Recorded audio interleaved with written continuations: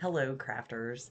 First of all, I want to apologize that I did not get a video posted last night. So, I was working very hard on my video and I was trying to be very efficient. And as I was editing, I was trying to go ahead and clean up old videos.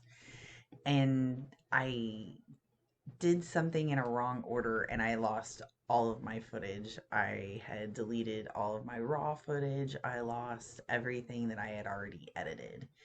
So, I had a small breakdown and I sat and I cried for a while. And I just decided that I wasn't going to have a video this week.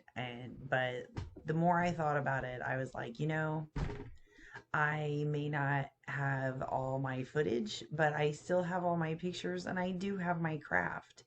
So, without further ado, we're going to go back to kind of my original PowerPoint presentation, the way I was doing things before, so you can at least see what we did this week, and you too can make a tombstone for your front yard out of just some styrofoam and a little bit of paint.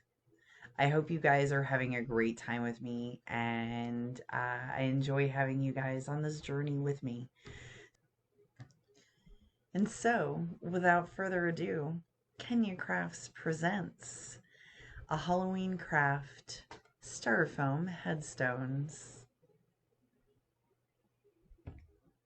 Kenya Crafts presents tombstone yard decorations. Alright, crafters, this week we are going to learn how to go from this to this. We had a large piece of styrofoam insulation that we had painted gray for an old project. So I just took that and took a fat Sharpie and drew out the rough shapes I wanted for headstones. Using my foam cutting tool, I cut out the headstones from the larger foam sheet. I also used a different attachment on the tool to etch the words into the front of the headstone. I wanted to pay tribute to the people that had been lost this year, so I chose Kenny Rogers and Eddie Van Halen. After they were cut out and etched, I coated each one with a pewter gray paint. When the gray was dry, I thinned out black paint to color in the etching.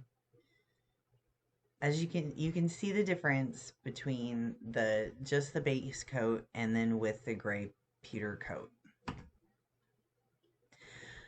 I also kind of smeared the black all over. And then when I picked up the tombstones, some of the black paint ran out of the etchings. This helped to add to the look of having veins or being cracked in the stonework. I let them dry like this overnight. The next morning I took them outside and gave the front and sides a little spritzing of the spray paint that leaves a stone-like finish. When that was dry, I dry brushed on moss using foliage colored paint. I believe moss grows on the north side, so I imagined how they would be orientated in my yard and use that as a guide. In addition, so they would be more visible at night, I outlined the etchings with glow-in-the-dark paint. If you need to help get them anchored into your yard, you can just use tin snips and cut up a wire hanger. Push about 2 inches of the wire into the ground and then leave about 3 inches exposed, and then guide that into the bottom of your tombstone. Thank you once again for joining me this week at another episode of Truly Kenya Crafts. Next week, I promise we will be back to our normally scheduled time. Thank you guys. You were all great. Like and subscribe to see more crafts like this one.